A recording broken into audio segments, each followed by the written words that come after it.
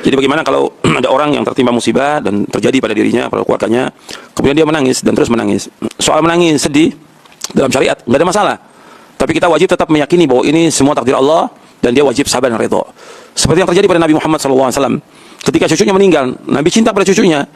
Ketika meninggal, Nabi menangis. Seorang sahabat menegur, "Ya Rasulullah, kenapa engkau menangis?" Kata Nabi SAW, "Hati ini sedih, mata ini menangis, dan kami nggak akan mengucapkan kecuali yang baik." Artinya, menangis dalam syariat boleh, yang nggak boleh meratap. Meratap itu menangis dengan histeris, menyebut-nyebut kebaikan, dan memberontak, tidak terima dengan musibah yang menimpa dia. Kalau kita sekedar menangis, wajar sebagai seorang muslim. Nabi juga menangis, sedih, wajar juga sedih. Tapi yang harus kita ingat, bahwa antara musibah dengan nikmat yang Allah berikan, ya pasti yang lebih banyak nikmat. Nikmat itu dari mulai kita lahir sampai kita dewasa, itu nggak bisa dihitung nikmat itu. Makanya Allah mengatakan, "Wa in ta'uddu ni'matallahi la tuhsuha." Kalau kamu menghitung nikmat Allah, nggak bisa dihitung. Musibah hanya sementara aja, nggak mungkin Allah akan timpakan musibah sepanjang masa, nggak mungkin. Hanya berapa saat musibah itu, sebagai peringatan buat kita. Makanya begitu dapat kondisi yang seperti itu, kita ingat dosa kita, apa dosa yang kita lakukan. Kemudian kita taubat kepada Allah, kemudian kita kembali kepada Allah.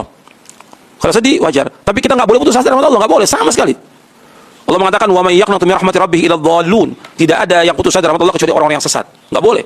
Karena rahmat Allah sangat luas. Rahmat Allah sangat luas. Meskipun orang tua kita meninggal, saudara kita meninggal di saat terjadinya gempa, di saat terjadinya tsunami, di saat terjadinya gunung meletus, tetap kita harus sabar sebagai orang beriman dan redho ketika pertama kali terjadi itu. Kita wajib untuk sabar dan kita wajib juga untuk redho atas musibah itu. Dan kita terus berusaha apa yang harus kita perbaiki. Tentunya dengan ibadah kepada Allah. Kalau kita terus menangis, apa yang bisa kita perbuat? Sudah nggak akan kembali. Anak meninggal, rumah kita hancur, nggak akan kembali. Bisa nanti untuk diperbaiki lagi, tapi butuh waktu. Tapi kalau kita terus dalam kesedihan, kita nggak bisa berbuat apa-apa.